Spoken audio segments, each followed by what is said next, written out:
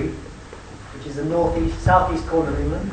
It's about 55 minutes by train to London, and it's only 2 hours by train to Paris. So everything's very close. Here, everything is very far, isn't it? How many hours to France? 2 hours. 2 hours. Yeah. And this is our campus. And the campus is just outside the city of Canterbury. We have about 18,000 students on this campus, and we have about 7,000 living on campus. I think in Russia, I think most of you study near your parents. Most of you come from Moscow, I presume. Yeah? Not all of them. But most?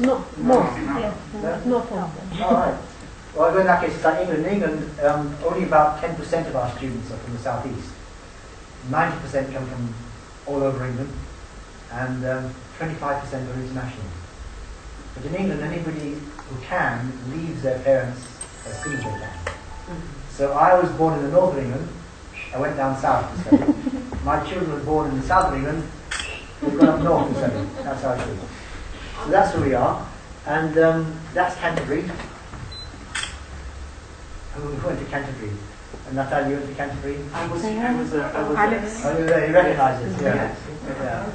And there's the campus and there's the city, so that's where we are, the heart of England. Canterbury is the mother of English literature. Yeah, the first recognisably English text was really Chaucer's Canterbury Tales, which is about, Chaucer he was from London, but he's writing about Canterbury and the pilgrims going to visit the cathedral. And they've got Chaucer, Marlowe, Kidd, Conrad, Joseph Conrad lived in Canterbury, great Conrad. Who else lived in Canterbury?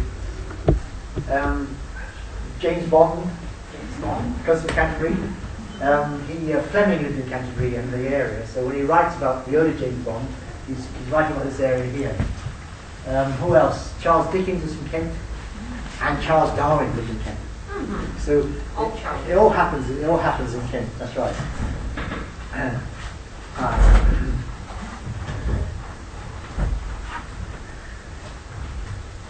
And I haven't come to talk about Kent, but come to talk about Pink Floyd.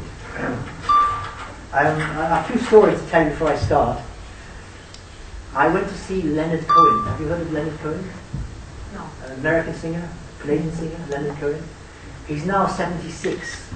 He sings wonderful songs. And at 70, I saw him 3 years ago, he's 73. And he did a 2.5-hour show, singing all the time. And I went to the show, and in the interval, I went to the toilet, as we do. And there's a big long queue at the toilet, so I was waiting. When I finally got in, I looked, and next to me was David Gilmour of the Pink Floyd. So I said, "Hello, David." I said. No, I didn't. I kept quiet, looking straight ahead. But I felt I met David Gilmour. That's interesting. I met David Gilmour in the toilet. You can't. I'm not going to complain. And then, anyway, so that was very interesting. Another story was that my son, my middle son, Tim, he's very clever but very opinionated. And when he was 11, he had strong opinions. So he'd say, "Oh, the Beatles are terribly overestimated. There's much better things happening then." And Tim, at that time, he was into rap music, black rap, gangster rap music, all this stuff, which I hated. And he hated all my music, because my music was rubbish. And I had all these vinyls, I had all my vinyls there. And then one day, my wife, I went for a trip abroad, and when I came back, my wife had thrown my record player away. Threw my record player away.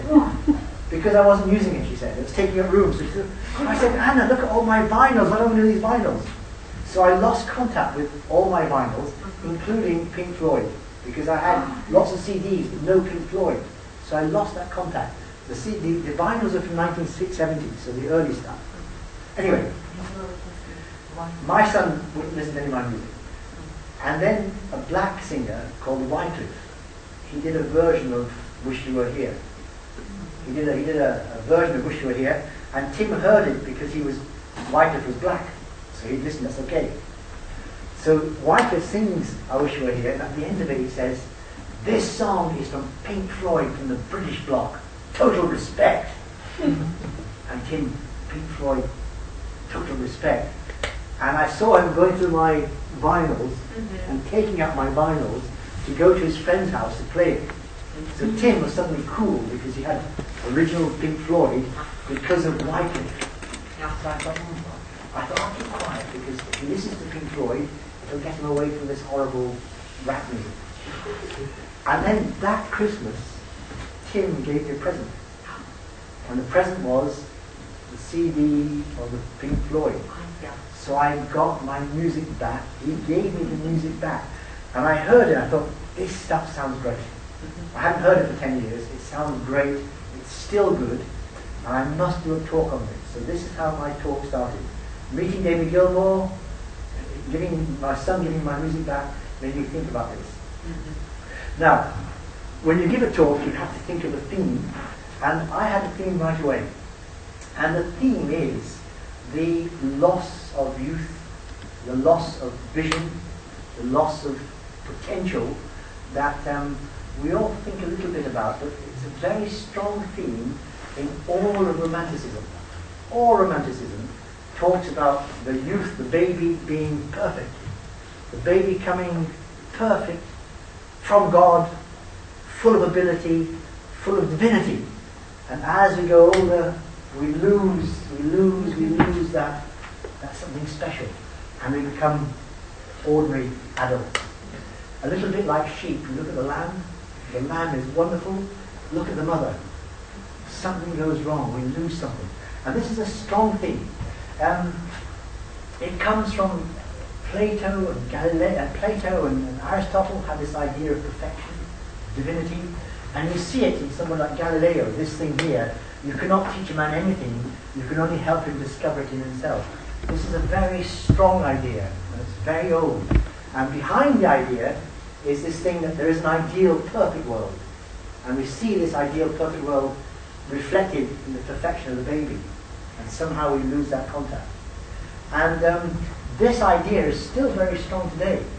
You don't do any education course without somewhere behind any teacher training course is this idea that the student has it all, and the teacher's job is to bring it out, not to force it in. So this idea is strong. Whether it's true or not, it's sort of true, but not totally true.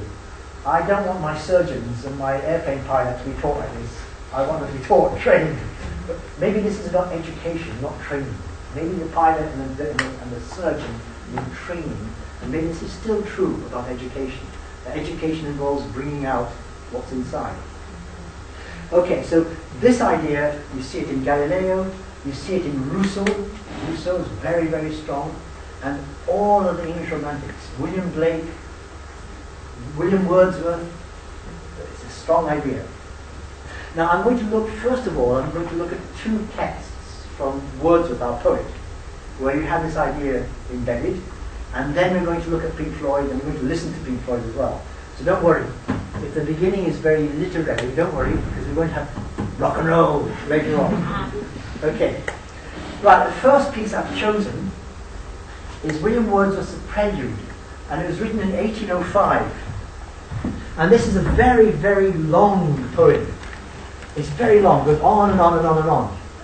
But there's one piece in the poem which is very interesting. And Wordsworth goes to a theatre.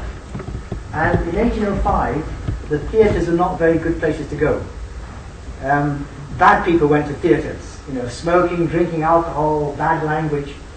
And he went to the theatre, and in one of the side shows of the theatre, there are men and women drinking and smoking, prostitutes, bad language, and there's a table.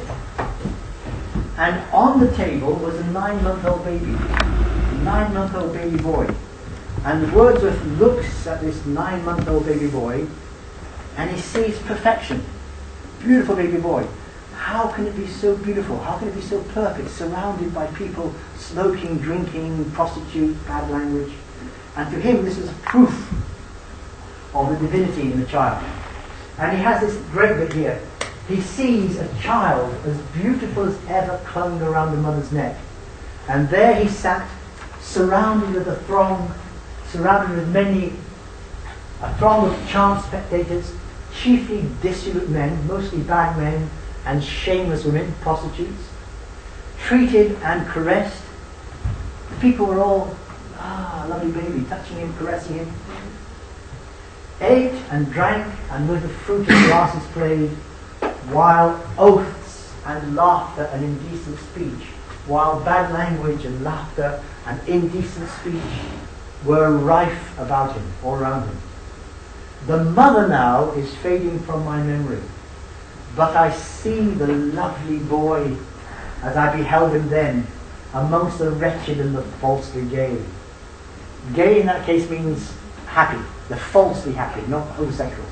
So he's surrounded by the falsely gay, painted smiles, painted laughter. Like one of those who walked with hair unsinged amid the fiery furnace.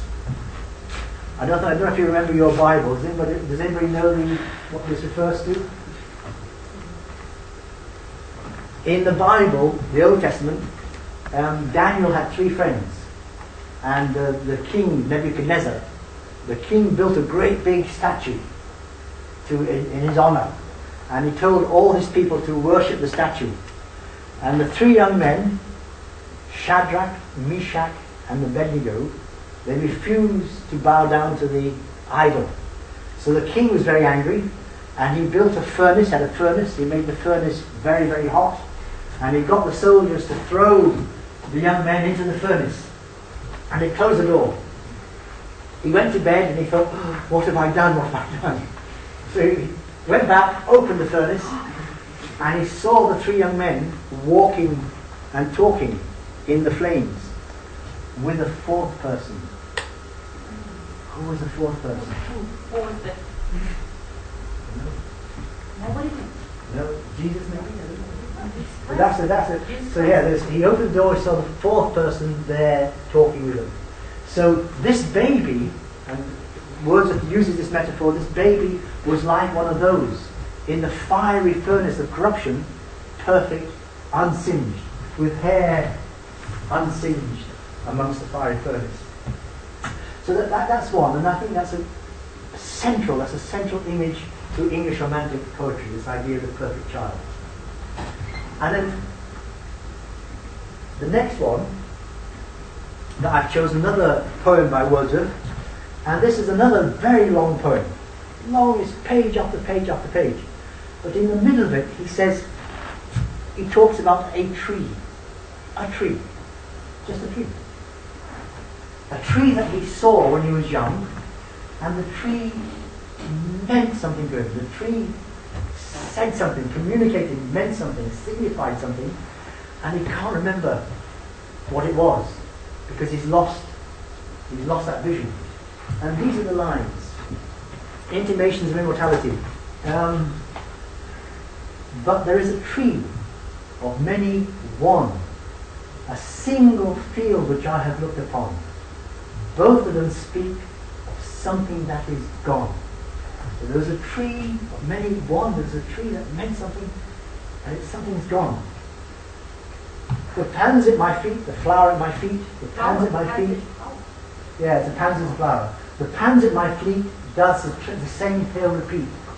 Whither is fled the visionary gleam? Where is now the glory in the dream? So where has that vision gone? Where has it gone? Why have I lost that connection? And then he has a very philosophical bit. Our birth is but a sleep and a forgetting. The soul that rises with us, our life star, hath had elsewhere its setting, and cometh from afar. So when we are born, this baby does not come to this world naked, starting from now. The baby has come from somewhere, and from eternity. He sees eternity as going both ways. Eternity is not now forward, eternity goes both ways. And the baby comes in from eternity, and of course we go back to eternity. And it doesn't come in entire forgetfulness, not in entire forgetfulness, and not in utter nakedness, but trailing clouds of glory, this fantastic line. So the baby does not come in from nowhere, it comes not naked, it comes with something, it comes with knowledge, it comes with divinity, it comes trailing clouds of glory. So the image is that of a meteorite a meteorite coming in